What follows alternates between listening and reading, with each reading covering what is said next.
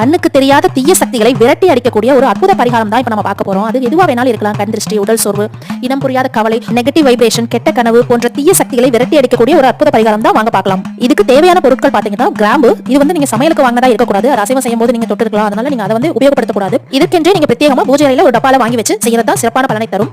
கிராம்பு, அதுக்கு அடுத்தபடியா ஏலக்காய். இதுவுமே நீங்க சமையலுக்கு ஆல்ரெடி நீங்க யூஸ் பண்ணிட்டு இருக்கிறத எடுக்க வேண்டாம். நான் சொல்ற பொருட்கள் எல்லாமே நீங்க தனித்தனியா கடையில வாங்கி ஒரு டப்பால போட்டு வச்சுக்கோங்க. ஏலக்காய், அடுத்ததா பச்சை கற்பூரம். இந்த பச்சை கற்பூரம் கூட நல்ல தரமானதா பார்த்து வாங்கி வச்சுக்கோங்க. ஒரிஜினலா இருக்கும்.